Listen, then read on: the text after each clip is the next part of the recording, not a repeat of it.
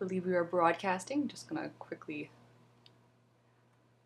set up a little bit here because I am losing things. There we go. Let me just open up the chat as I go. Hello everybody, welcome to another Wednesday episode of Shanahanigans Live. Oh, I probably should have gotten the chat from my brother, the information before I went. Let's see. Actually, no, it seems to be working. All right, let me move things over a little bit. All right, if you, yes. Hey guys, how's it all going? You are watching our 60th episode, actually, which is very cool. But alas, my brother is not here right now. He is at a work party at the moment. So he's having a nice social evening out and he couldn't make it. But he wishes he could be here and he says hello to everybody. So you've got me tonight. I'm going to be hanging out and drawing.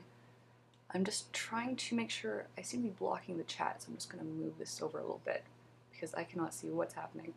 As you can see from the setup here, it's going to be a little bit different from our usual weekly to-do.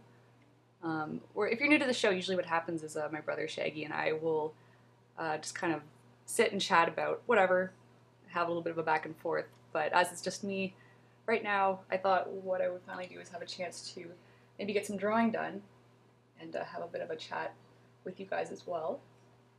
Yeah, I'm just catching up on some commissions, some overdue commissions. So I'm going to be coloring this one, if it looks familiar to you. I have penciled it and inked it on this show, so finally I'm going to be coloring it. I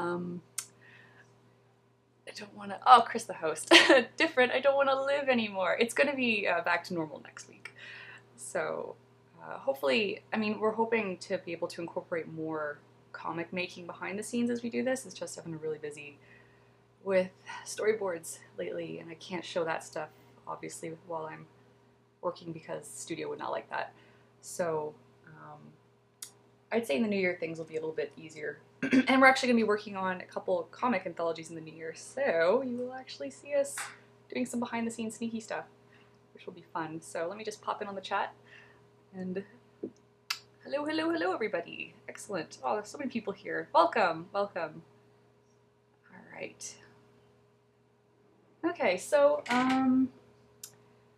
yeah, okay. I guess I'll just get started here. And I'm going to be checking out the chat every once in a while. Just if you have any questions or anything art-related or animation-related or anything, feel free to send it out there and I'll answer it as best as I can.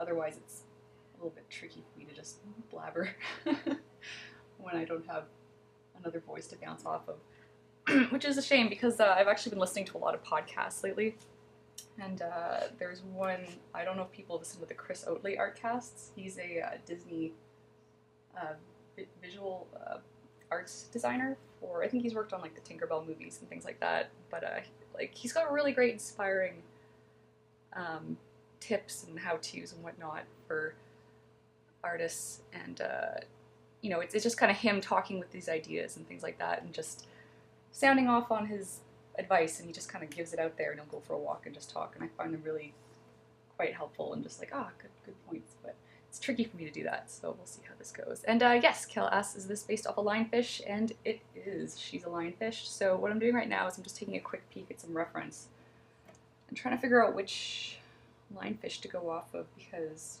I don't know, I kind of like these red ones here. There's a little bit of variety. You can get some white ones, some red ones. I'm gonna hide this down here. Let's see.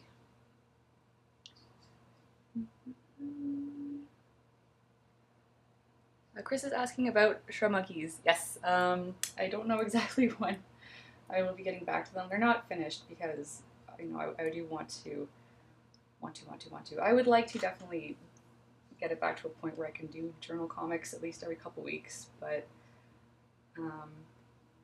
well, it's just kind of this was something I wanted to talk about today on the show too, about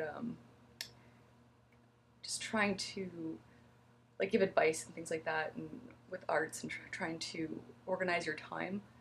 It's something I'm still struggling with a little bit, just getting used to working full time and kind of how do you balance your work and your personal work and relationships and all that stuff. And it's like sometimes some things unfortunately have to give until you can get the speed up. And for a while there, it was like I'd be on top of my work and my comics, but then I wouldn't be seeing my friends a lot. So, you know, just a couple, like this year I was like, let's switch that around a little bit, but then I fall behind on personal projects, and it's just trying to get myself quick enough that I can do all the things I want to do.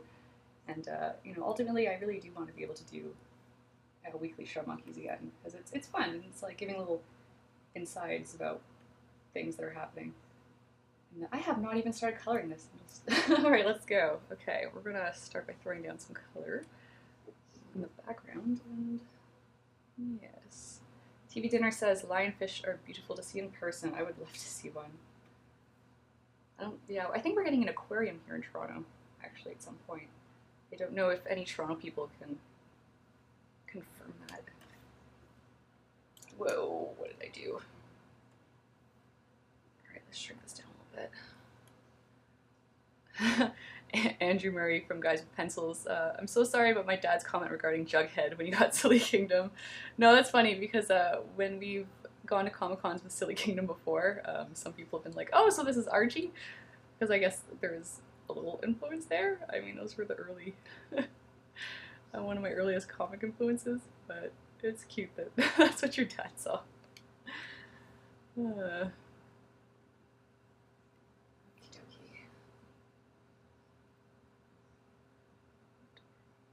Oh, black lionfish. I have not seen a black lionfish. Matt Jones, very cool. Okay, alright. Kel, what's a Pomodoro system you mentioned in the chat? You said you should try a Pomodoro system. Is that like a work system, or?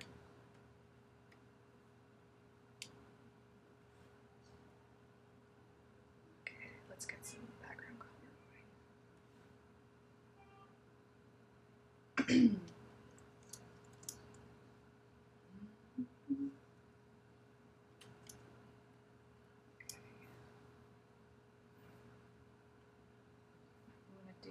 Is just try and select just her so that I'm just drawing on her layer. So let's see if I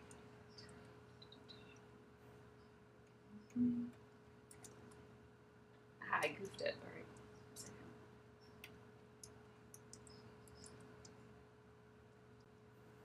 Okay, I'm just doing this because it makes it easier for me to grab layers. She's obviously not going to be that bright, but at least this way I'm able to easily manipulate that layer. Yeah, if anybody has any Photoshop questions, feel free to send them my way. I'm not super expert on digital painting or any of that stuff. I just kind of found a way that works for me. That's why I usually hesitate to give advice, because I'm like, I don't know, I'm figuring this out as I go. But I guess most people are like that. You figure out a method that works, and that's what you, it works, so that's what you're like handing out, so. Yes. Okay. Okay, Cal says the Pomodoro is, you set a timer for 25 minutes. For 25 minutes you work, take a 5-minute break, do something else for 25 minutes. Continue this for 3 hours. So is that kind of like a multitasking thing? Or, I mean, breaks are important because, oh man, I can just kind of keep going sometimes when I'm deadline mode, and that is not good. I mean, in the long run you'd think it's good for production, but you burn out. You're not doing anyone any favors.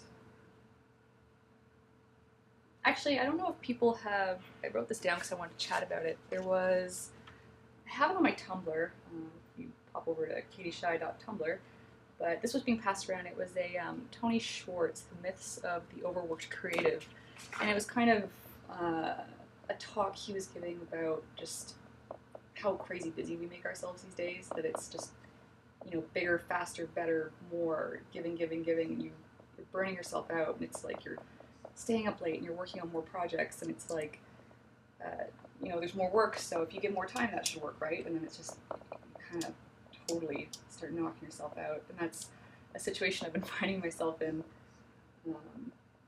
sort of at the moment as well. Just, you know, when you work on a couple projects, something has to give, and sometimes that's sleep, and then sometimes that sort of becomes health, so you have to be careful to balance it. But there's something he said that I found very interesting, where it was, it was an analogy of using a runner, where it's whether you're running a marathon or a sprinter. And if you're running a marathon, you know, you're pacing yourself and you're going quick and you're slowing down and you're resting, and that is the best way to do it if you're going to do something for the long term. And if you're sprinting, you need a finish line. You can't just sprint and hope you're going to keep going because you're going to totally burn out. So it's, and sometimes I find that when I get really busy with work, if I don't have an actual finish line or give myself a break or a stop and like just keep going, you'll just kind of fall. you'll hit that wall, they call it, or as our dad used to call it in track, the bear will just jump out, and when you're running too fast, you get hit by that wave of fatigue because you haven't paced yourself properly. It just jumps on you. But yeah, I'd recommend giving that a listen if you're working, especially in the arts, because I listen to it and it's like, everybody needs at least 7 hours of sleep, and I'm like, yeah, right. You haven't worked in animation, but it would be nice to be able to work and have everything balanced properly. Excellent, Chris. Watch that video. It's good. Preview Porpoise, I still have to send you that package.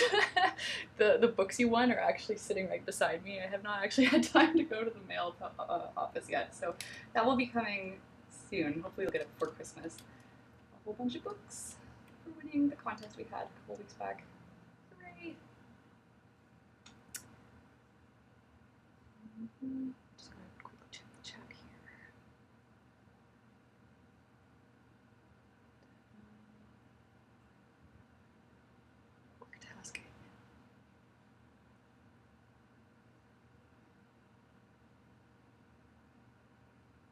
Andrew Murray says, you seem to have a lot of late nights. After working for so many years and hearing that talk, do you seem like you want to change it up? I mean, obviously I don't want to be working insanely all the time, but this is kind of my fault that I'm working really late.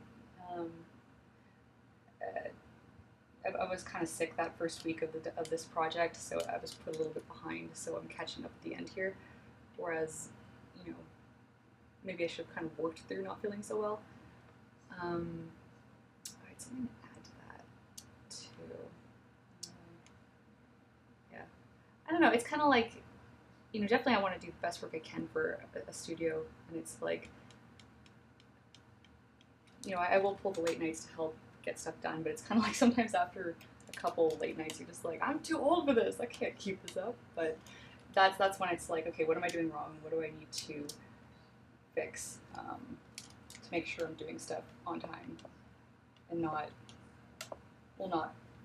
killing my health. And unfortunately, sometimes it's when I'm working on other comic projects or sometimes really exciting extra little freelance jobs will show up that is like, I really want to do this, but I don't have time, but who needs sleep?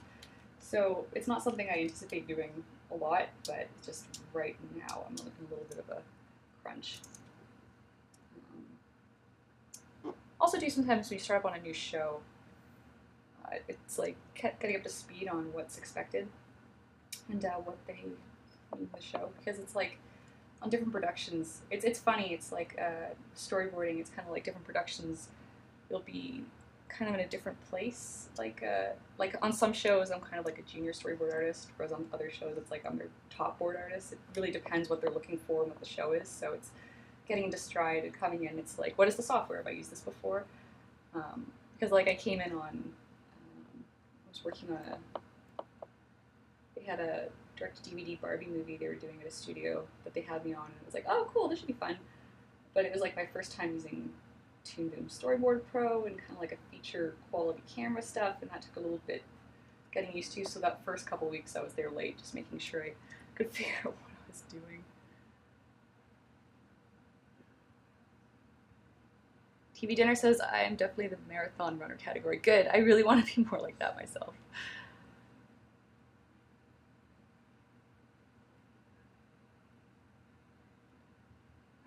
So, if I'm going to do her as a lionfish, I'm trying to figure out if her skin should be...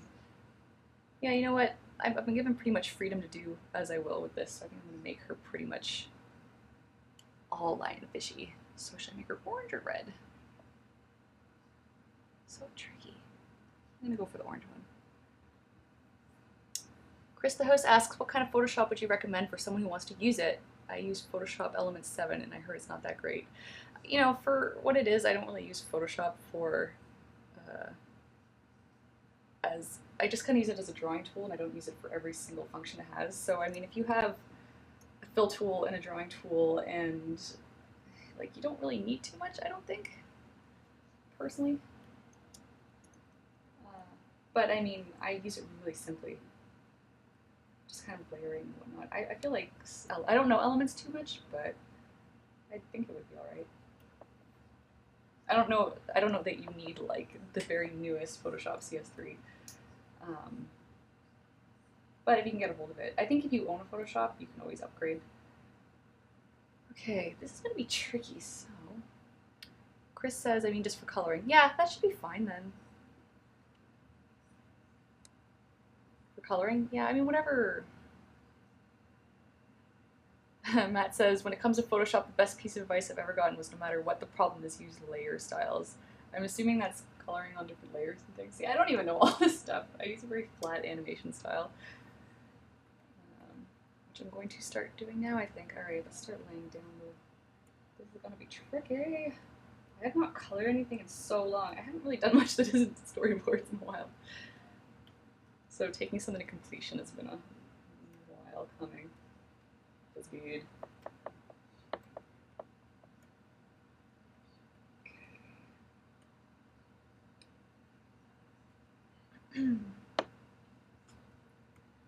But I mean, like, if you're using, to go back, Chris, the host, if you're using elements and, you know, it seems to be working all right, I think that would be fine. I don't think you need to, like, I don't think new colors are being added to the new programs.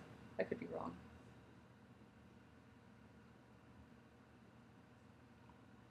I'd say use what you have until it starts becoming a limitation, and then go forward.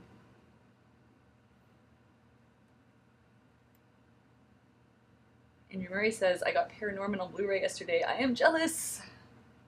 I want that.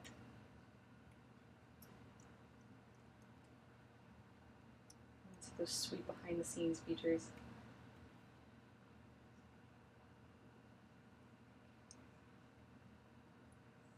Alright, so here I'm just going to throw down some flat colors. There's definitely, there's so many different techniques to coloring. I was watching Bobby Chu's streams, and he always goes tonal first, which I found really cool idea that worked really nicely. I can't seem to get them working properly. I always get this weird blue tonal thing, but yeah, it's kind of like a classic painting technique where you put down tone first and color over.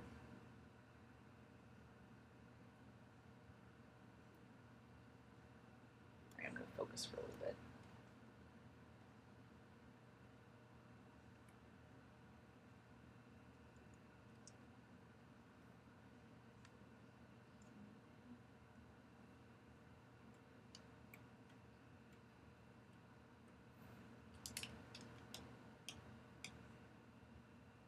See, this is where it's good to have my brother here with lots of interesting chatter.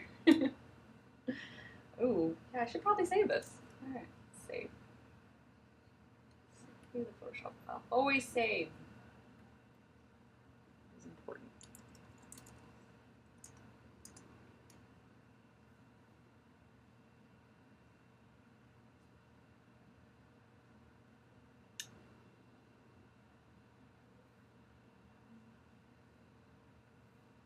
What's everybody working on right now? Are you all working on art stuff or hanging out, homework, internet surfing?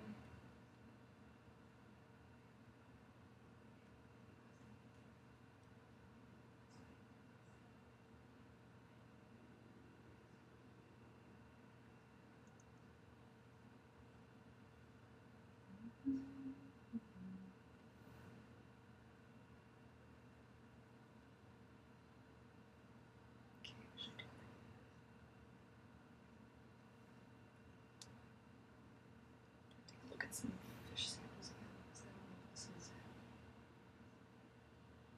There's so much going on. Just keeping it. Oh, maybe this one. Oh, yeah, that's kind of neat.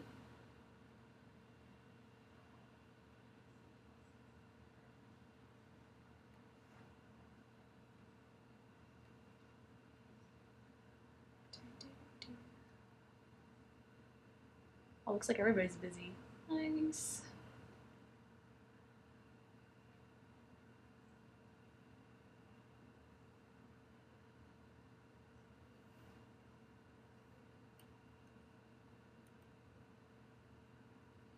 I see a couple of people talking about being Irish in the chat. I am also half Irish. Yes, yes, yes, excellent.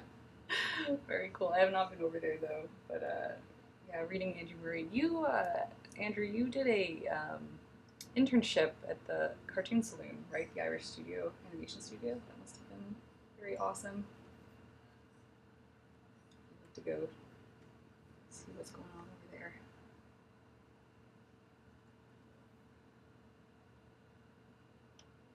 Claire, are you working on boards there?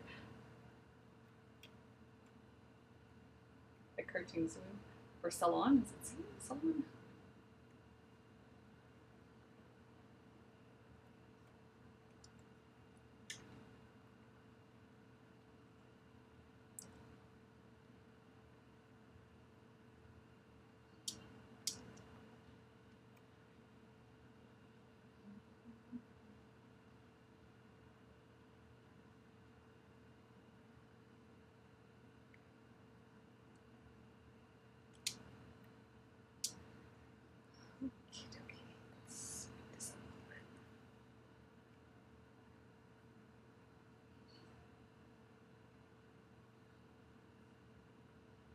How is the animation industry in Ireland? Just curious.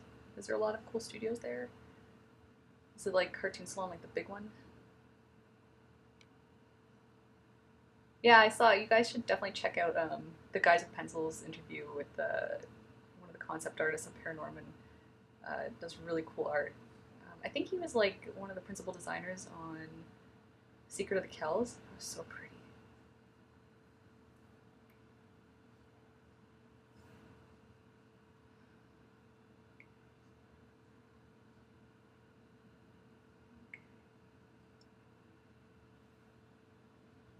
Okay, Master, what do we do?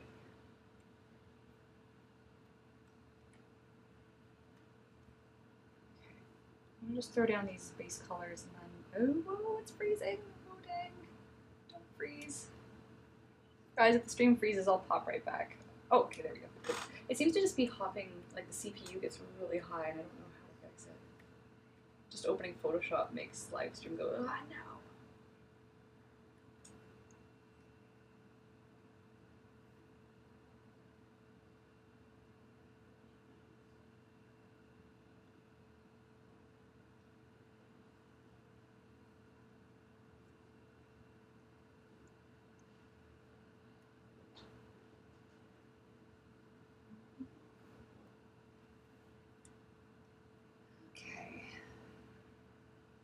Sensing issues with the color balance, but I think I'm going to try and throw down some simple tones. So usually my process, if we're going to be educational in this show,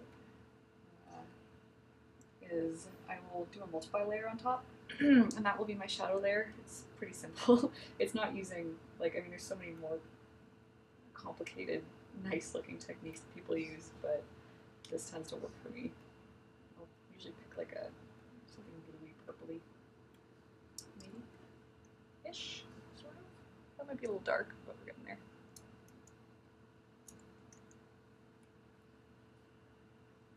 I'll just throw down some and make sure my lighting is coming from here.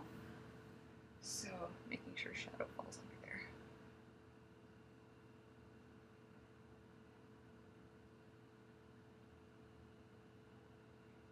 Andrew Murray says, from what I recall, Ireland really seems to put forth a lot of funding into animation. I wish I could say the same about here. Yeah. I remember hearing that our National Film Board wasn't going to be around for long or something to that, something really sad to that effect. Although I'm also guilty of not having gone into that building yet. It's terrible. It's this building from the National Film Board. They screen free movies pretty much all the time, I think, and it's right downtown Toronto, John and Queenish area, and you can go in, sit in one of these like they look like little space pod chairs, and just watch an independent film of your choice. But I mean, the website also has a ton of free animations, so I mean, if you're curious and want to watch some classic Canadian animated films, I highly recommend you go to I think it's just nfb.com. Why is the color a bit different?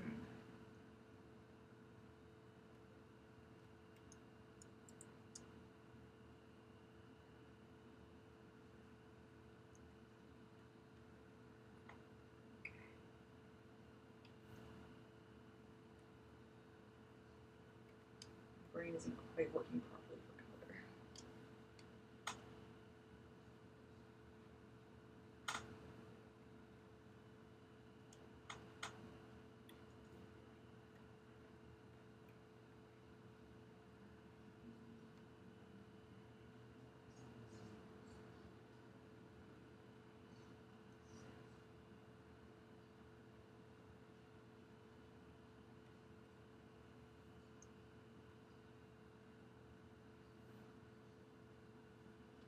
I have my question. Andrew Murray says, do you have a favorite NFB animated short? I have to go with the classic Log Driver, because that used to always play on TV, and I thought it was really cute. It's like the scruffy log driver that's dancing on logs, and it's a little song about him. What else do I like? I get confused about what's NFB because I grew up watching a lot of independent films. Like, my dad would bring home a bunch of showcase shorts, and I'm like, I think these are all NFB, but they could be from anywhere. But I think the cat came back. Was that an NFB film with like the crazy drawings? Like the guy's design is just so wacky. He's just trying to get rid of this cat that just keeps coming back. It's super cute. And what else? What else is there? There was one I like. It's they showed us in school, and it's an Anansi tale. I think it's how Anansi got his web, and it's how he tricks the snake. And it's kind of got this like John Kay-esque crazy expression thing going on that just cracks me up, and I thought was really cute. But I remember seeing that in school for our third year, and I was like, oh, I want to do colors like this. When you're trying to figure out how to, let alone like how to tell a story, trying to figure out how to make a film in third year, that was tricky. Very interesting. It's I always think like, oh man, if only I had a do-over, but it's like, nah, it's school's the time that you experiment, and then you come out and use your expertise and keep going. But I'm like, man, if only I knew what I know now and went back to school, I'd be like the best student ever. But I can't go back to school now. Daniel Luke, I had a bit of a storyboard question. How do you approach what is given to you? I'm assuming scripts and nap pauses. And what do you find you have to consider knowing that dozens of different people, ... Dozens of different people what? I'm gonna begin with that. To people who don't know storyboarding in the process, usually what we're given, and this helps the acting so much, if you get a nap pause, and what a nap pause is it's all the vocal acting. So, like I've done boards before where it's, you just have the script, and you're just reading off the script, and you're kinda, you know where the acting is, but you know, it would be so much better if you actually had the read of the actors themselves, and you can get a lot more acting out of that. And like it makes a world of difference just getting the little subtleties down there, and you can add a lot of humor. And sometimes you can be way off if you're reading the script one way and the voice comes out a different way. Let's see if I can answer that question. I don't know if he was going to continue it. Q says the cat came back is NFB. Yes! I'm going to go back and try and finish Daniel Luke's question a little bit. I think you got cut off at the end. My approach, usually, let's see. Well, I have the script and I kind of just, let's see. It's like trying to think of color and trying to think of the script at the same time.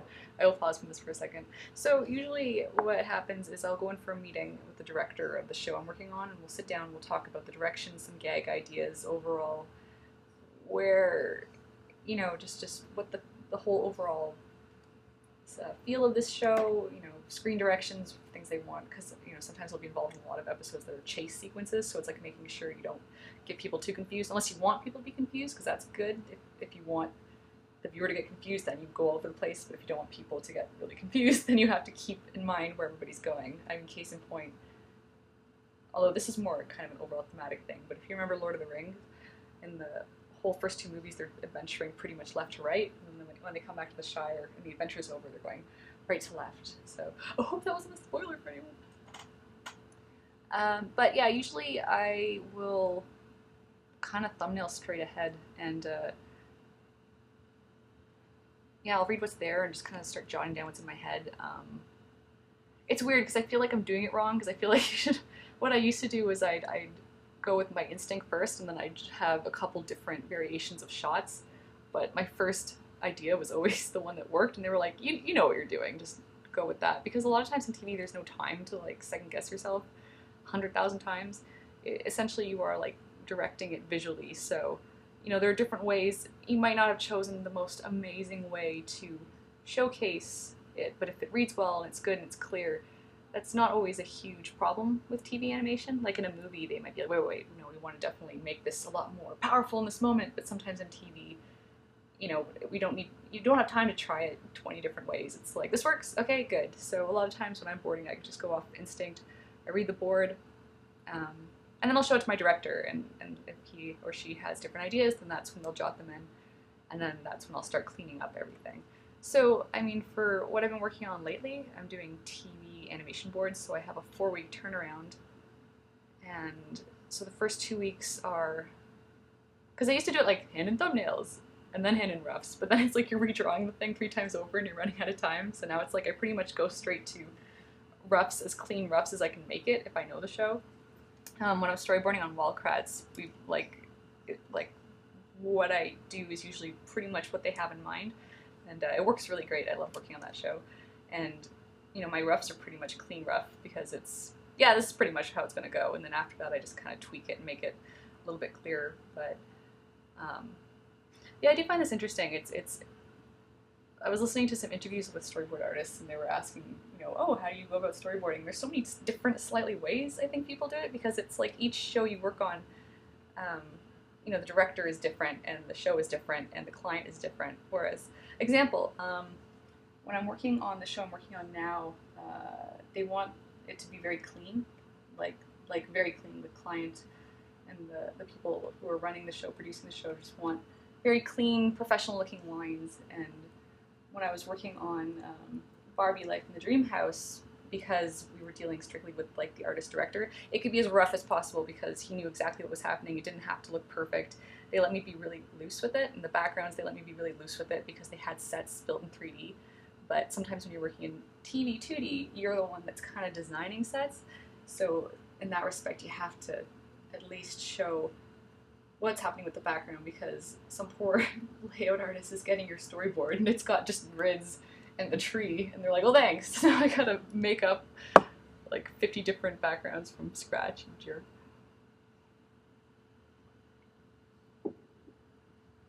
Andrew says, in TV, some directors say never show the character with the backs to the camera. It can save some time for an animator, but the client pays money to see the face of the character.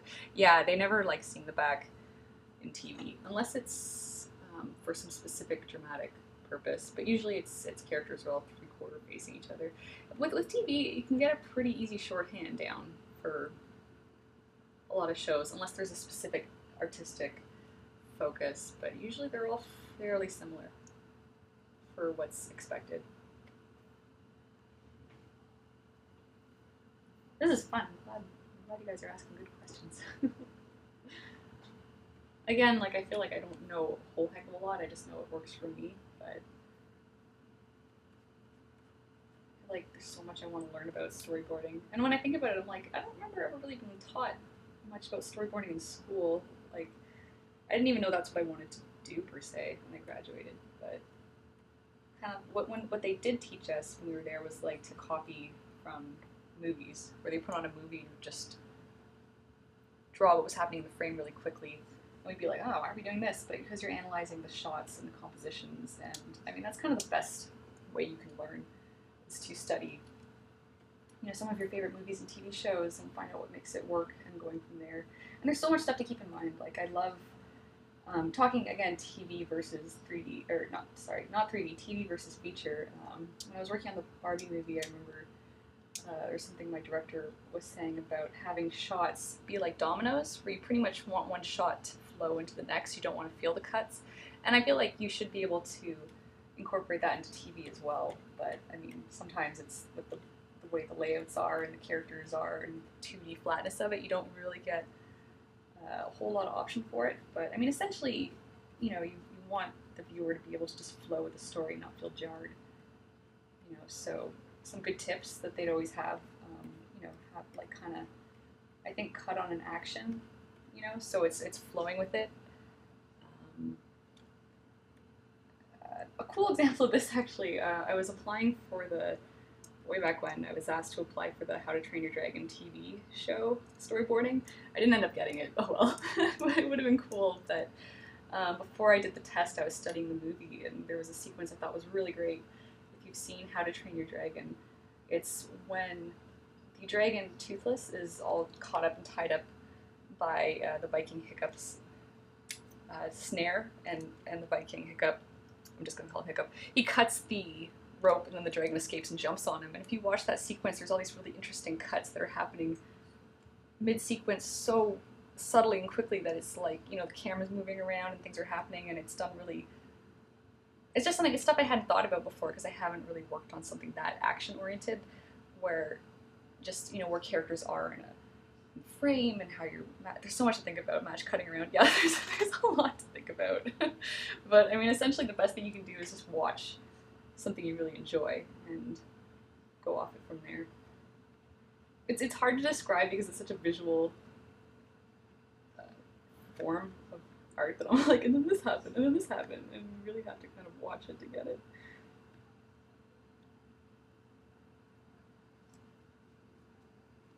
Kel, I had to write an essay picking apart aliens for storyboard research. Well, that'd be fun.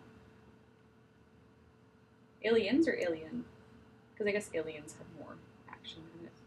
I just found out today there's this H.R. Giger museum in Switzerland, and it's got this crazy bar in it that looks like it's straight out of some alien hybrid taking over a ship. It looks really cool. I want to go check that place out. You should Google it. I think it's Giger, right? H.R. Giger Museum in Switzerland. All the chairs are kind of that creepy style he has, and on the bar, all the ceilings are like vaulted.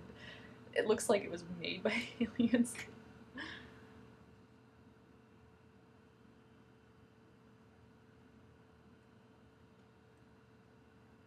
I loved, like, I have to say, for Aliens, like, that was one of my favorite scary movies as a kid. It was like one of the only scary movies I could watch, and I really, really loved it. And I love Ripley's character, but I only actually saw Alien for the first time, like, last year, and I was like, how did that happen? Yeah, I really enjoyed it.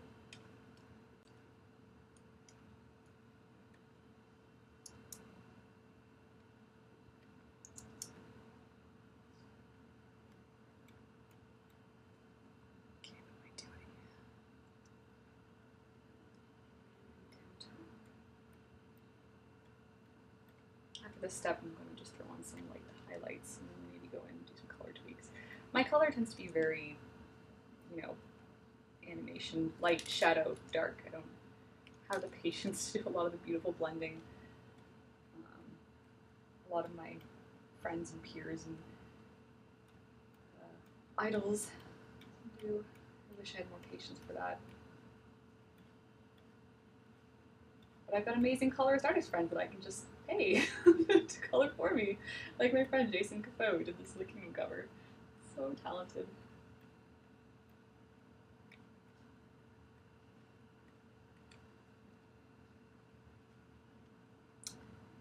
Okay, Chelsea asks, random question, do you think you and Shaggy will be coming to Vancouver again for any of our many cons? I remember you saying at VanCaf you wouldn't come back next year. Right, I loved VanCaf, so I would like to come back, but the thing is we need to have a new book to come back, because we can't really just go back with the couple prints and the one copy of Silly Kingdom we have. So we do want to come back. It just depends if we can get a comic done this winter. We do have a couple anthologies we're working on, as well as I'm storyboarding full-time. So if we can get that done, we will definitely be back, because Vancouver is beautiful, and we had such a good time there, hanging out with so many great people. The only reason Shaggy said he wasn't sure if he was going to come is because Anime North is that exact same weekend, and that's kind of usually our big nerdy thing where we don't exhibit, we just go and geek out and hang out with people in costumes and dress up, because it's fun. It was like one of the first cons we got dropped off at to just run around as kids. You know, you had the hotel and you stayed up watching cartoons all night and anime, and just all the wicked costumes, and just, it's a really happy place. But I am kind of at the point where it's like I want to go meet more indie artists. So, and I mean, people do exhibit at Anime North, so that would be cool. But I really want to travel some more. I really loved that year we traveled around. Questions. Chris says, are you going to Anime North this year? My brother is probably. I do not think I am. Kel says, do a West Coast tour and come to Stumptown. I did that 2 years ago. I had a lot of fun at Stumptown. I would definitely like to do that again. When we get the next book out, we're going to just start popping all over the place. Excuse me. Yeah, Fluxbox. You should definitely go to VanCaf. It's so good. And it's one of the prettiest convention centers I've been to. It's kind of big glass windows. It's right by the bay. It's so pretty. Hoisi asks, I ordered my first tablet today. Seeing Slay Kingdom come out was a huge inspiration to just start doing the stuff I wanted. Excellent! Sounds like you should make another something. Just saying, you're right. No, we definitely should. It is totally in the works to make more stuff, but yeah, I just need to... That's actually why I'm really excited to be working on Wildcrats again, because it's a show I get, and like I know I work well with the Kratz brothers, and my director is really great. And I mean, I've every show I've been on, I've had a great time, but this show specifically, some shows you just kind of jive with more. It just really clicks with you, and so I know it'll definitely be like an easier time, like getting up to speed on that. And I'm anticipating having more time to draw for fun, which means another Silly Kingdom, which we are very excited about. We've been poking at it for a while. And we also are working on 3 anthologies, actually, now that I think about it. Yeah, 3 anthologies. One we can't talk about because it's secret, and then the other 2 are being run by 2 people in this chat right now. Very cool. The very wonderful Cal McDonald and the very excellent Chris Cater are both running some very cool anthologies. And yeah, I'm very excited to get going on some work for that. I just gotta get my brother to start writing, because he's also very busy too. So 3 anthologies, some storyboards, another Silly Kingdom. I think I can handle this. I don't need sleep.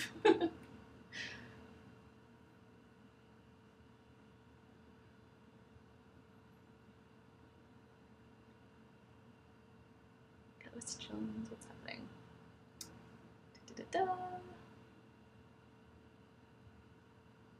Andrew says, any cons you haven't been to that you're thinking about going to for 2013? I want to go to that word bubble or thought bubble everybody was at in London. That sounded fun. I would love to go over to the UK. And I want to go to KawaiiCon because I want to go to Hawaii. TV Dinner says, have you ever had to deal with working in a vacuum? I've got no real life comic making buddies, so it's hard to tell sometimes if my pages are working well. What helps with that sometimes is just to put it on the internet. Like, if you have like a DeviantArt account, sometimes you can stick it up and open up critiques and have people write back. That usually helps. I know what you mean though, like if you don't have artistic people to show it off to, you show it to a friend that's just like, oh, that's cool. And you're like, no, but is it flowing? Does it work? And I'm like, it's okay.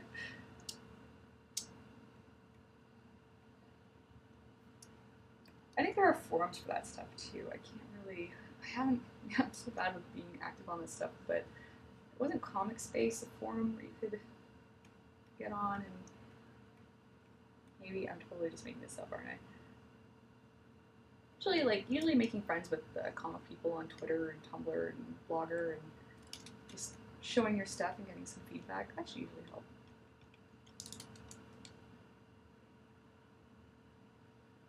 Also, it's cool if you find sites with people actually doing lessons and stuff like that. Like, I know Steve McCrane's usually been really cool about if someone will show him a page, he'll give really good advice.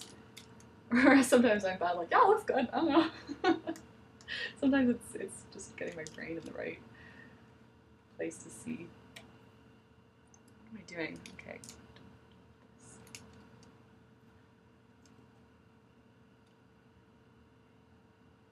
Wish I could make this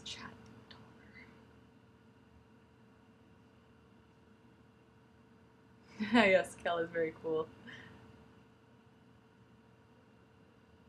Oh, I would hope Faith Erin Hicks can do a story in your book, Kel. That would be so cool.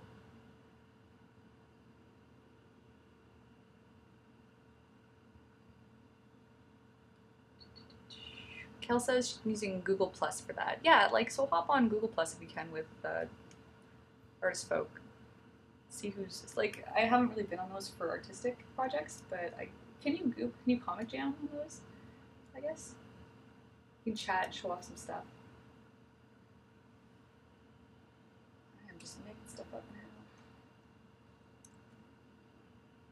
Okay, she's so sugary orangey. Oh, I hope we get an aquarium in Toronto. If we just got an aquarium, it would be the best city. That's all we're missing. And a couple other things. But...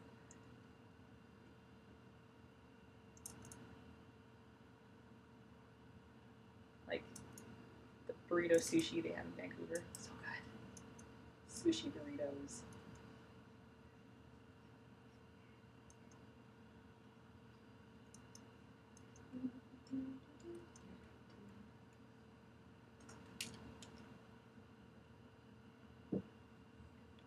Thanks for your kind words on the coloring, guys. It's been a long time since I've done this, so I feel rusty, but you're super encouraging me, so thank you. I do enjoy coloring and inking. I find really peaceful.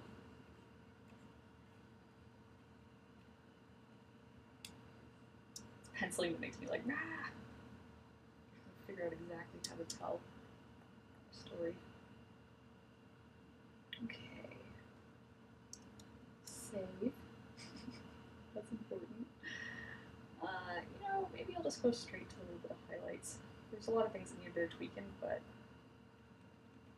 let's just start putting the cake on this icing.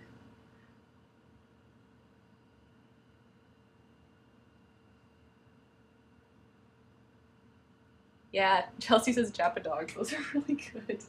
They had a Japa dog stand set out right outside of Van Calf, and I got, what was it? I think there was the beef hot dog that had seaweed in it, crunchy seaweed. It was so good. And then I had one that was like tiny little shrimps all over it. It was delicious. But when I went to go eat it, the crazy crows you guys out there kept trying to eat it, trying to steal my food. Chris asks, who's Michael DeForge? Comic artist, you should definitely look it up. It's got some very amazing stuff.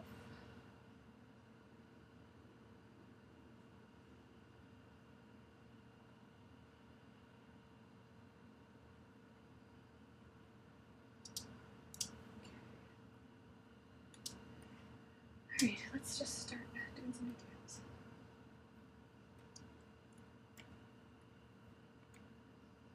For slightly darker upper lip.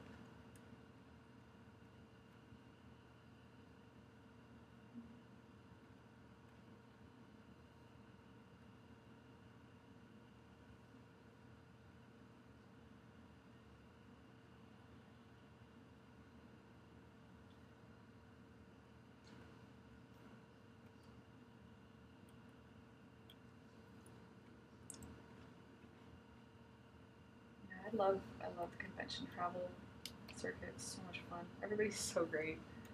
You meet these wonderful people and then you just keep bumping into them as you travel around.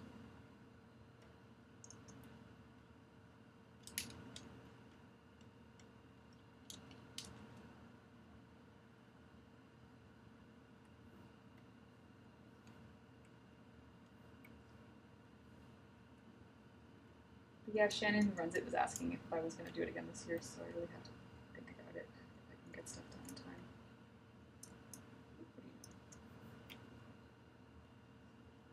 Wait, no, that's coming over here. It's the stuff that gets confusing. My light's coming from over here. The shine should be here. It just doesn't look right. I want it to be over here. What is?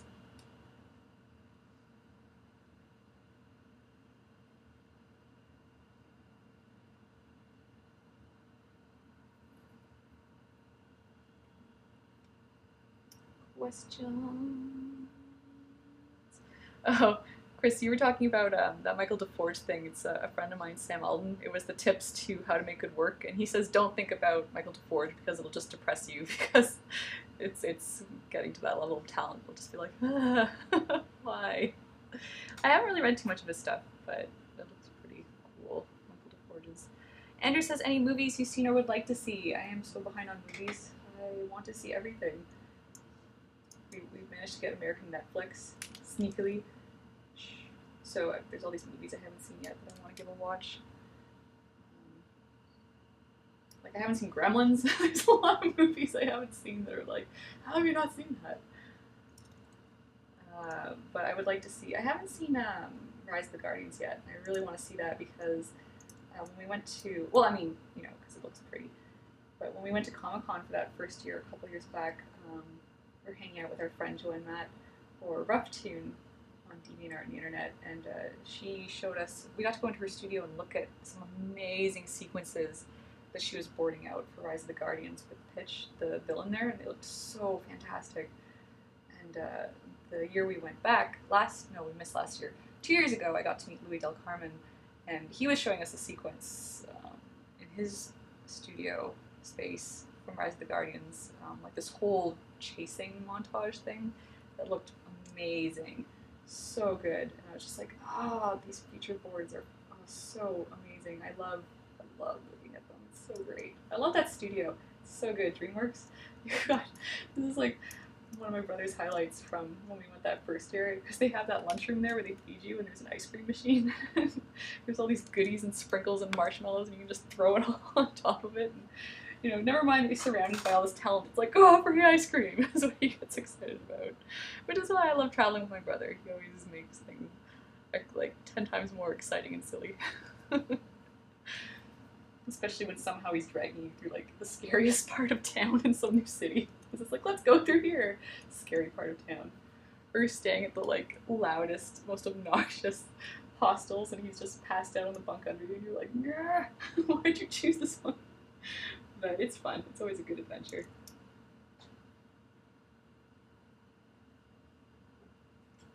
Oh yeah, and I want to see The Hobbit, obviously. I'm really excited for that.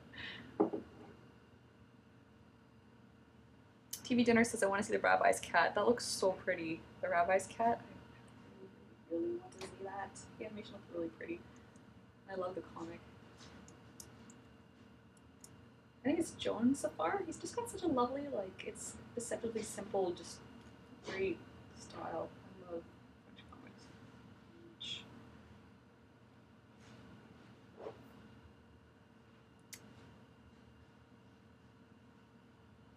Hey Glenn, what's up? I don't crosshatch, Glenn. I just put in shines. I haven't crosshatched in high school.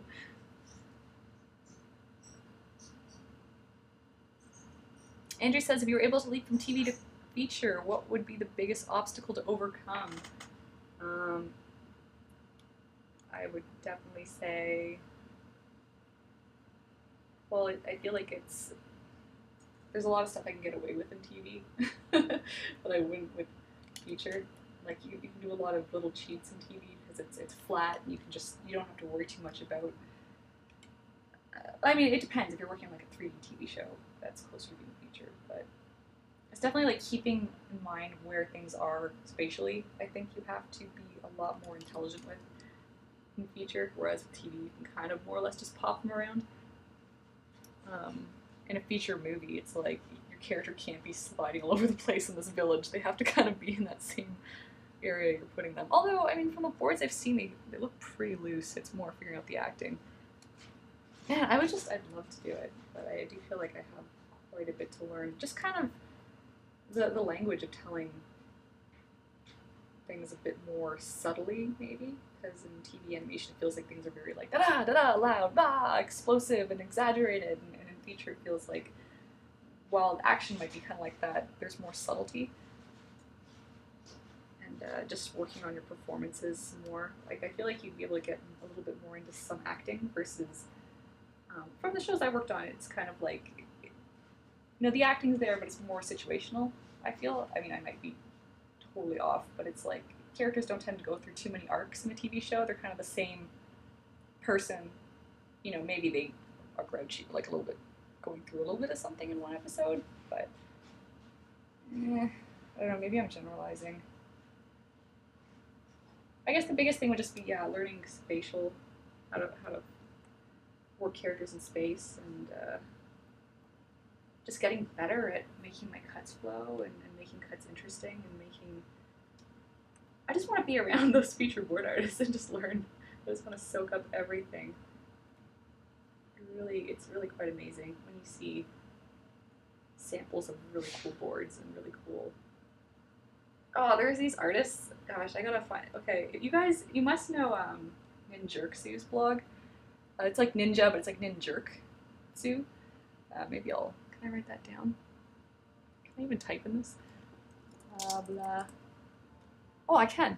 All right, I'm gonna find a link because he works at DreamWorks and he's a really nice dude, and he tells these like they're kind of storyboard sized comic strips, and they're really funny and really silly, and there's some in there that are like really cool the way they like, you know, he's a feature board guy and he's got such a dark sense of humor. Here, I'm just gonna post it. There's some other artist who I think it's Toby Sheldon, and he had this animated. It was like a storyboard he was doing for like these 3 little pigs, and it was so scary and really well done, and that was some really great kind of quality board samples. Let me write it. I think it's Toby Sheldon. Oh, I think it is. And he is another DreamWorks story artist. Actually, maybe he's got some stuff from like Kung Fu Panda, which is really cool.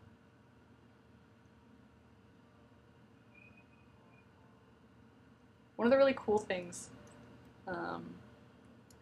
actually, you know what's really neat? When they were showing me, when I was applying for, let's start again. When I was applying for the How to Train Your Dragon TV series that I didn't get, they were showing me samples of one of the first episodes they worked on, and movie boards, because it's pretty much like a movie board the way it's done, and I love how rough they get to be. Sometimes it drives me crazy having to clean up tightly boards that I'm working on, where it's like, this has to be cleaner, and it's like, but you can see what's happening. How it doesn't have to be like comic book clean, but you know, you have to please your client. But like, just seeing how gestural a lot of movie boards are, I'm like, awesome. Yes, you don't have to go over everything. Oh, you know what's also good? You don't have to label your movie boards. That could take forever. And also, depending on what software you're using, because if you're using Toon Boom Storyboard Pro, it pretty much, it's amazing. You can have it just number the entire giant. Oh, I can't type links. Oh, I'm sorry, guys. I was wondering why it wasn't showing up. Let me put in Toby Sheldon. Thanks for posting that. There was like all this chaos happening in the chat and I didn't even notice. Okay, tobysheldon.blogspot. Sorry about that. I forgot you couldn't post links. But yeah, check out Ninjerksu. That's really good too. Thanks, Q. What was I saying? Oh, yeah, with labeling. Because when I was working on Wild Kratts, I was working on it in Photoshop, and because it was Photoshop, I kind of had to go in and label everything, and that's like 800 pages of storyboards you have to go in and label and number. It's brutal. And usually that's kind of like the last week of a project. You're in there just labeling and numbering. Like, oh gosh, I want an intern so badly. I will pay people to do that. I'm trying to get my little sister to do it for me. I'm like, you want a summer job? Just number my boards.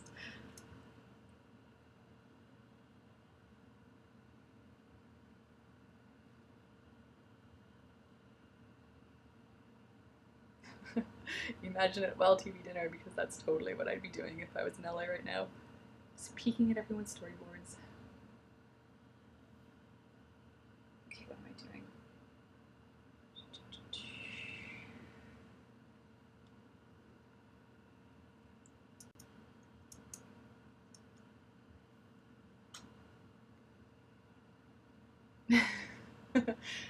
Yes, I am trying to get my little sister to do my dirty work. That's how you learn. You start by interning, and you learn the skills. I would pay for that stuff. Ugh, maybe I'll pay for that stuff. Oh, I'm reading stuff from Daniel Link. What he's saying. On my first production, someone auto-labeled the Toon Boom boards. The whole thing was wrong. We had to make do. But with Toon Boom, you can just start it from scratch and have it renumber it. Right? Like the whole bonus of Toon Boom is you, unless you don't have any scenes, because then you have to go in and lock out all your scenes. But I mean, the beauty of it is that you can just go to your first scene and go scene 1, and then it'll just automatically number every scene all the way through.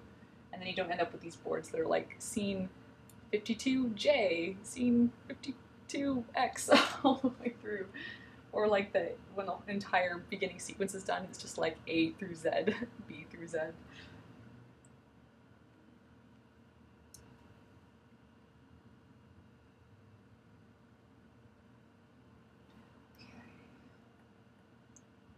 I can hear Jerry practicing the theme song to Cheers downstairs. It's cute. I remember it was something we were talking about in the show when me and my brother were talking more about nostalgia.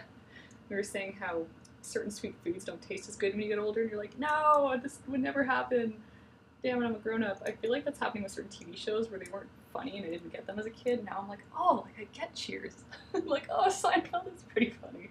As a kid, I was like, what is going on? This is boring. Now it's like, oh, I understand these strange human struggles of being a grown-up. This makes sense. It wasn't for me back then.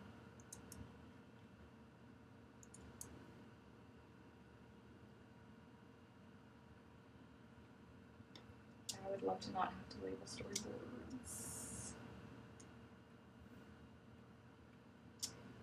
Who wants to be my intern? Claire says, how many boards would you suggest to have in a portfolio? If it's a good one, I'd say you can even do one. Okay. Thing is you wouldn't want to put the entire board in. You'd want to choose certain scenes from it. So when I was applying for work, see, that's tricky. When I'm working in Toronto, I find a lot of the jobs I get are kind of word of mouth. They're like, this girl's good, she'll work, she'll do it well. And I haven't honestly had to do, I maybe have had one job where I had to have a portfolio. Yeah, when I was, strangely.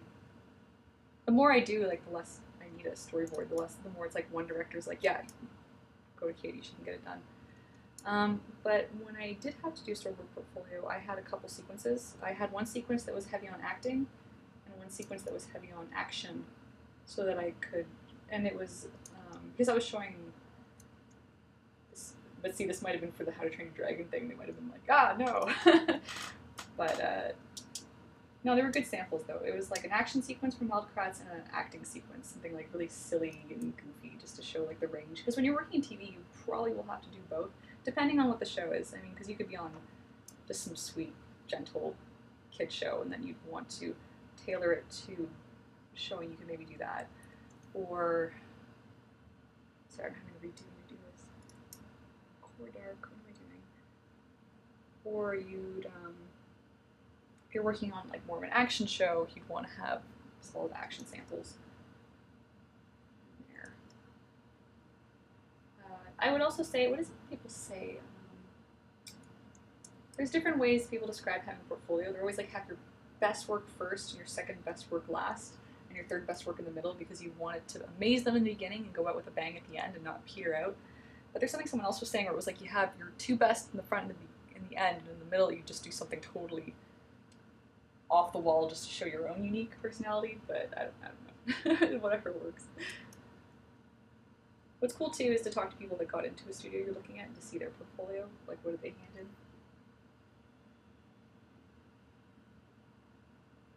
But, I mean, I wouldn't have too many. Because, a lot of times recruiters looking at the stuff, they're looking at quite a few, and they'll try and flip through as quickly as possible. So what you want to do is grab them from the go, keep their interest. You wouldn't give them an entire episode, you just give them the best parts of it. She's so shiny. I figure out what color that vest is.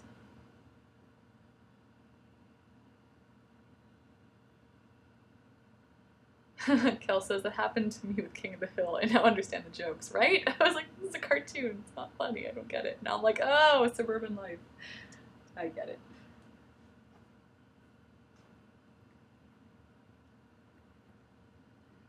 Simple colors, what should I do now?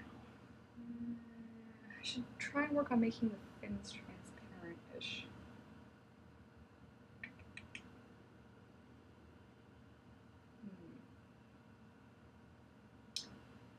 Yeah, saving's important. Then I'm gonna try and work on the fins. Thanks for hanging out with me, guys. I know I was worried that it was just gonna be me sitting here being quiet and boring, so I'm glad you're asking such great questions.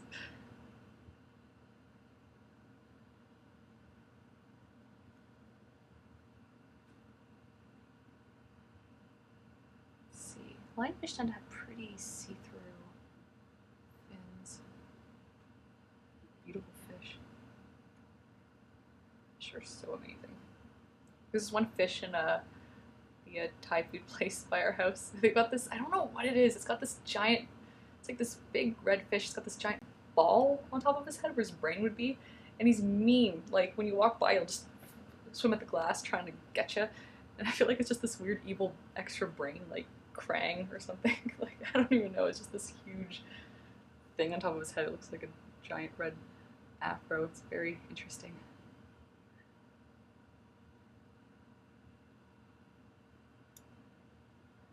Like, just looking at fish samples right now. Show you what I'm looking at. I could just take a break and just study all the time. It'd be so good. I could spend a whole week just looking at things on the internet for reference. That's kind of nice. They're getting some little white in there. Maybe I'll try that. Adding some white.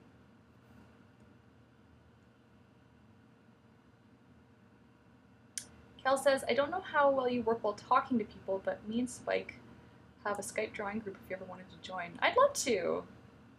Please email me the info. I would love to hang out. When I'm boarding, I can't really be super social because I have to really focus, especially with the deadline. But I would love to have some chatty drawing time while working on comic work. That'd be great.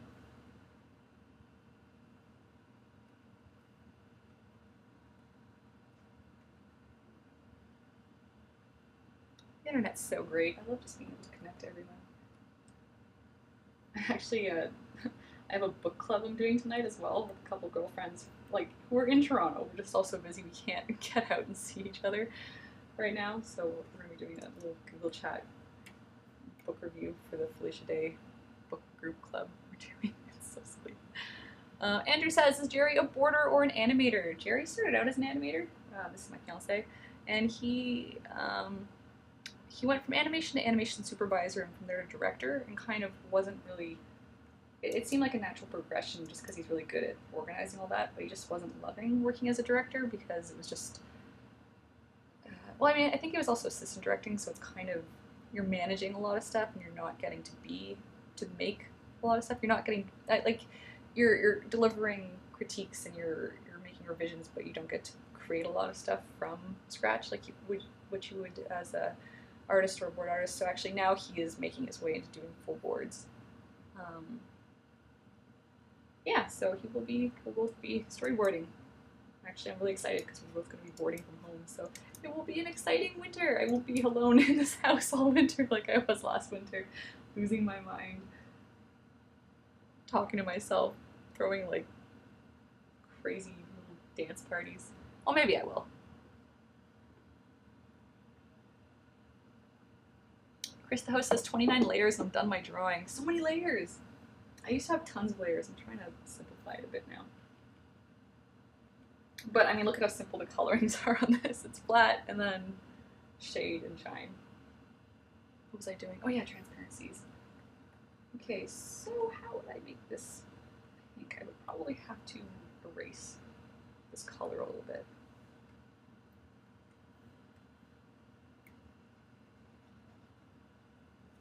Maybe not quite like that. Translucence.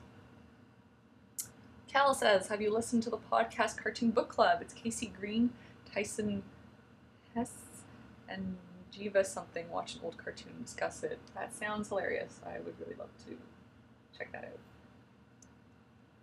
working? Subtler. I'm always looking for cool stuff to listen to, so if you guys have recommendations, please feel free to drop them on the... I guess the Facebook page is what we use this for, because you can't drop links in this chat. Yeah, Shanahanigans, facebook.com/Shanahanigans. That's the show that you're watching right now. We're trying to figure out what to do with the Facebook, because we have it, and we don't post on it unless it's to talk about the show. I don't know if I like that. It's kind of adding a weird soft tone where there isn't anywhere else. I'll think about it. I'll probably come back to this a little bit later for finessing. I'm just a tiny bit distracted because it's been a long day. And actually, I will have to go back to storyboarding after this. I'll be storyboarding during my book club a little bit, actually, chiming in and doodling. But you gotta do what you gotta do.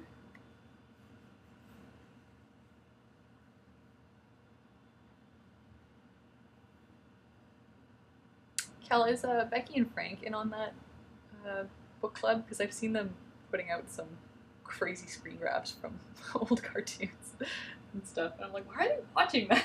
I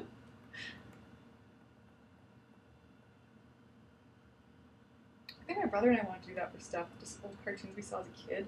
There was one that I had like this crazy craving to watch, and what the heck was it? I think it was Oron, Legend of the Guardian or something. It was like some kind of Star Wars cartoon knockoff. It was so bad, so good. I think it was Oron, Legend of the something. Kind of like those old weird movies. It was vaguely heavy metalish.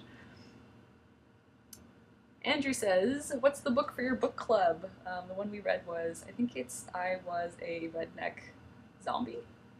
It's really cute. It's kind of like super girly fantasy books is usually the MO, but this one was really fun. Like, I mean, they're all fun, but some of them are a bit more, I guess. Like, I'm just saying, like, picture like, you know, the books sometimes you'll find on your mom's shelf, just like the big strong dude with the giant muscly chest holding the woman who's barely wearing the dress. Just, and all of them are the same cover, pretty much, just slightly different outfits. One's Regency, one's Victorian. That's usually the books that are in this book club. But this one was pretty goofy and really funny. It was a really interesting, like, take on the whole zombie, like the myth, or just whatever you call it, just the way zombies are formed. I don't want to spoil it if people are reading it, but no, it was just interesting. It was like how you become a zombie and what will keep you. Yeah, it was interesting. Yeah, there we go. Flexfox, Star Chaser, The Legend of Orin. It was so ridiculous. Oh gosh, I want to watch that again. The thing is, I was watching it on my own and cracking up at it, and I was like, I really need to watch this with someone. It's kind of like, I remember the Felix the Cat movie was really awesome when I was a kid. And then I was watching it recently, and I was like, oh, this isn't really what I remember it being. Princess Oriana looked a lot less scary. I mean, I think she's still hot in it, but I can't remember. It's been a while. It's been a long day. Yeah, I'm definitely going to come back to this. I'm going to hold this window.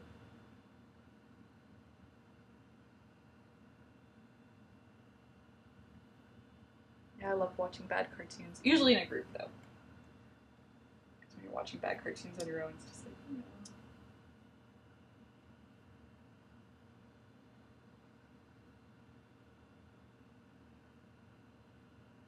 Yeah, exactly. Chris the host, Orin, it's like his girlfriend gets killed in the first, 5 minutes, and then it's like, oh well. Some people just don't show much remorse, which is weird. It's like, I know this is where the story's going, but yeah, okay, whatever. I guess we didn't care about that person, alright.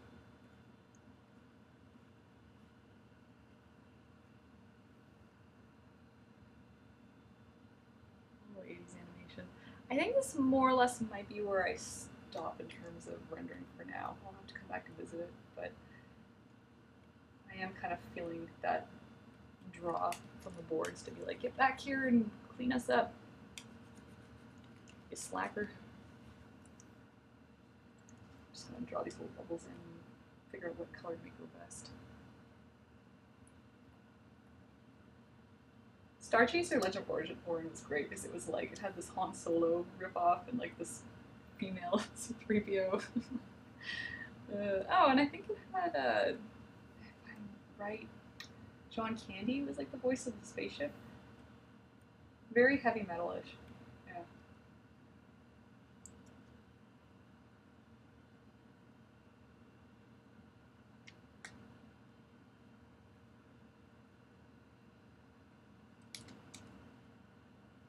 Fluxbox, yes, you must have movie nights at the new place. And I'm sorry I can't help you move. I'm just so swamped right now. I know I'm swamped all the time, but just this month especially, leading up to Christmas. Also, too, it's like I'm finishing up on a project, and I'm moving right into another one that's going to be taking me until the summer. So it's good to be busy. It's good to be busy. But I'm fully planning on taking a little bit of a Katie break after that. My plan is to enroll myself back in, quote, school, where I'm going to take some time off and try and get better at all the things I want to get better at.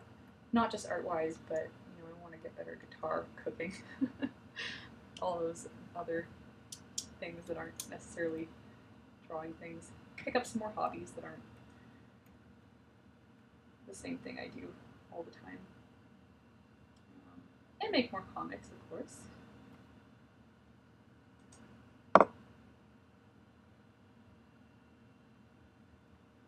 Yeah, Chris, that was really creepy. Such a weird movie. It's like they took Star Wars and Spaceballs and went and made that something different. Right, best. Okay, so my instinct, if she's all primary colors and the background's blue, I'm almost thinking of making the best a cool color. But the great thing about Photoshop is I can just change it.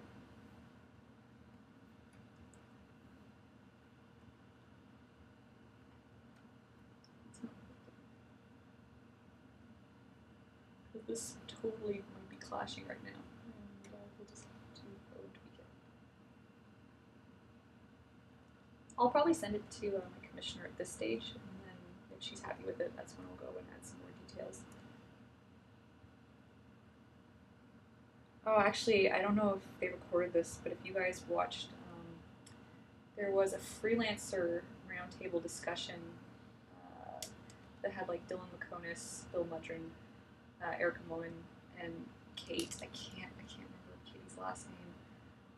She's a lawyer for comic artists, and they had like a roundtable discussion about working as a freelancer, and they had some really great tips on just everything. It was so helpful. It was like how to manage your time, what to do when you take on too much, which is something like I find I sometimes get into, where it's like I don't know how to say no, and then I might take on too much.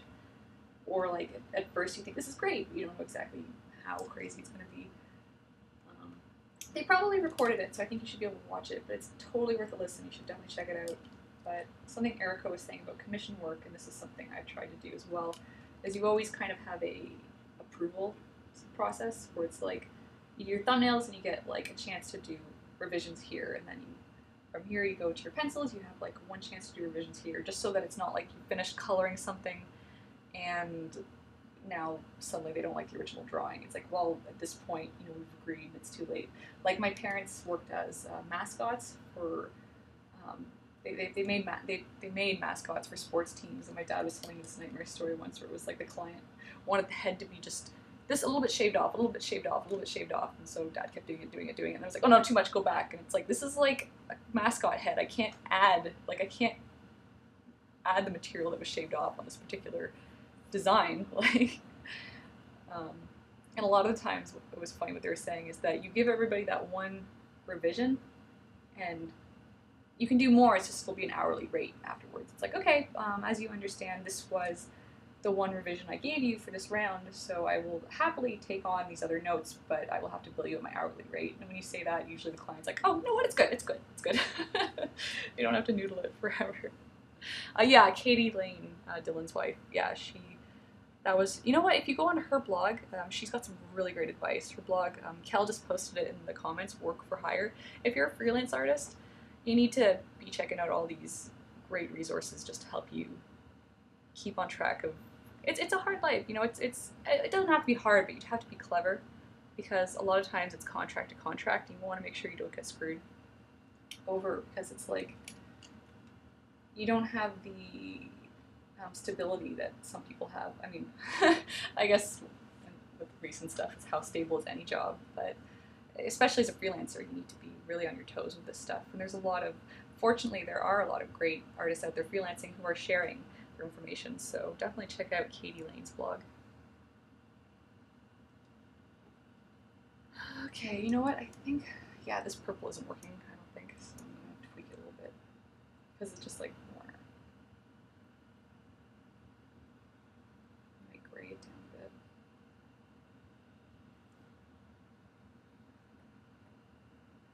So tricky. Color is so hard. That's why Photoshop saves me, because I can just noodle. I'll probably do a couple different versions of it and see what she likes.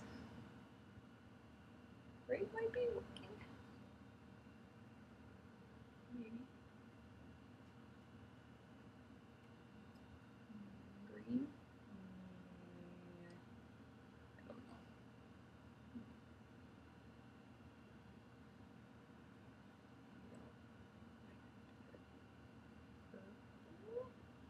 It's so tricky, because it's also, it's just your taste, right? Like how you like your colors, but also what's pleasing. And the crazy thing about digital drawings too is everybody's monitor is a little bit different, because I'll noodle forever on a color.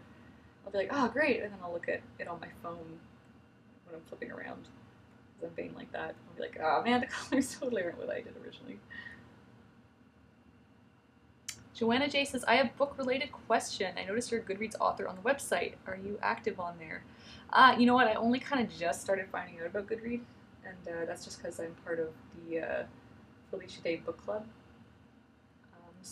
And then when I went on, I found that some people had listed me as an author, and I was like, oh, I am that author. So they gave me my own author page, which is cool. But I don't know too much about running it. Like, I know you can update blogs and things like that. So I don't know what advice I can give, but you know, feel free to ask. Andrew, yeah, she's totally a Starfire. I gotta make it not purple. I love Starfire. She's so cute.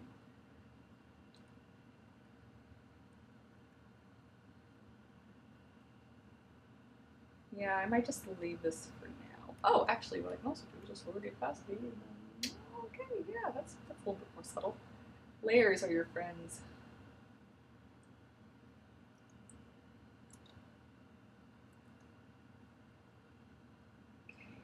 I'm gonna do just highlights in the hair, and I think I'm done, guys.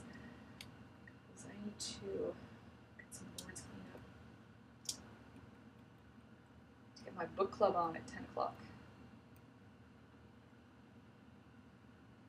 Kel says, I like the green. This here, the way it is, because I'm liking this. Or a bit more green.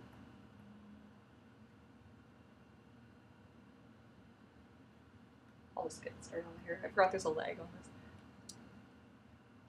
Yeah, so if it looks like I'm taking forever to answer your question, there is a bit of a lag, just because it makes the stream run a bit smoother. We found when we had it instant, stuff would chug. So we're still figuring this stuff out. Color balance and hue saturation adjustment is the biggest contributor of time in my paintings, says Q. Yeah, totally is. I was coloring in what is that program? Sketchbook Pro, and they don't let you manipulate stuff. But sometimes that's kind of fun, because it's like you're just noodling right there. But if I totally mess something up, it's like, well, I guess that's just what you do. Although they have that really fun Copic marker setting, which I'm enjoying. Let's see.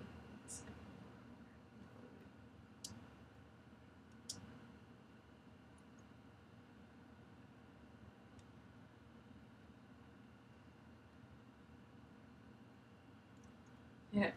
So Jerry came home from work today, and we got our little Christmas tree up.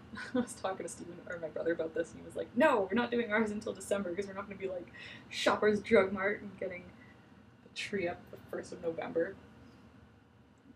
But now I realize I don't have any ornaments to put on it, so finally I can buy all those crazy weird ornaments I always see at those wacky shops around the city. Yes! I love me some indoor trees. I just like having a tree indoors. I mean, it's a plastic tree. I've always had fakey trees all my life. Something nice about just getting your arm scratched up, opening the branches up. It's just so nostalgic, the smell of plastic. But, yeah, when it gets so dark here now, like the sun starts setting at 3 almost, it feels like. Super sad. And Andrew, I remember I was listening to your latest show, Old Man Murray, and you were talking about just like going to work at night or going to work in the dark and coming home in the dark. And I remember that because when I was working at a job, the studio was called Core, and it's since gone the way of, sadly, some animation studios that just kaput, and it's now a bar. So I walk by and I'll be like, oh, that's where I used to sit, in the corner of the bar. But I used to work in the basement, and it was really dark, and we were right by an elevator shaft, and it was just really depressing in the winter because you go and it would be dark, and you come home and it would be dark. And the great thing about freelancing from home is that I can get outside and peek out. No, okay, what am I talking about? I never go out, but if I could go out, if I timed my time properly so that I was living a more balanced life, I would be able to go out and enjoy myself in the sunny time of the day, and then just hide indoors and work when it gets dark for most of the time. So that's what I'm going to be doing all winter. Be balancing things a bit better. Cal says I have a sad lamp. I want to get one of those. As it is, I have like a lot of pink lights in this room. I have a lamp that gives some soft light, and then I have a bunch of Christmas lights I'm streaming around. But what I'm going to do, I'm getting one of those little tiny pink Christmas trees. I'm going to just roof it up and deck it out because I've always wanted one. And now I'm an adult, so I can get what I want. Christmas tree.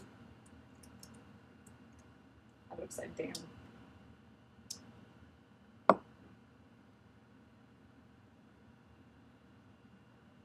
Yeah, short days are weird because it's like, it's kind of like on a rainy day. Sometimes it feels really good to be inside working on a rainy day.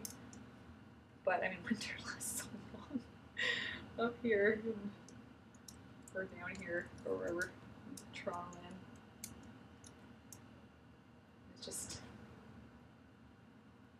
I only get so much sunlight. You need to enjoy it.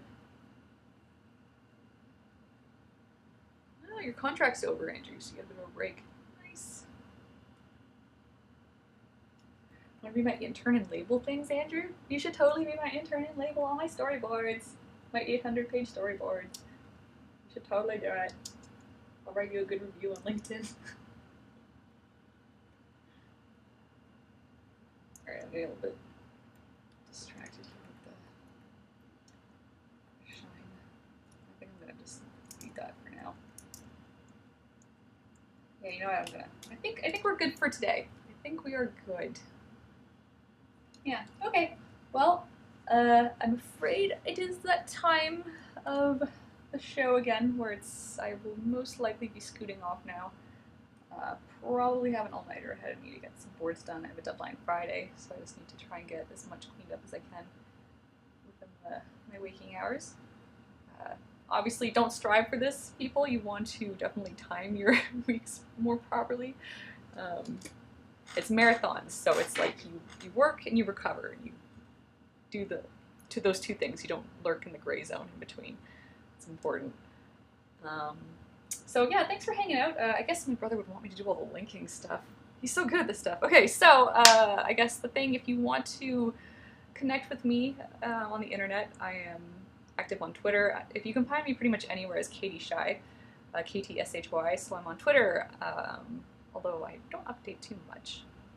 I do here and there. I'm on Tumblr, where you'll see me reblogging dumb things that make me laugh or nice things that inspire me, and some drawings. And I'm on Blogger, and we're on the Facebook, Shanahanigans, and my brother is Shaggy Shan, and he's got a fun Tumblr and a YouTube, and he will definitely be here next week.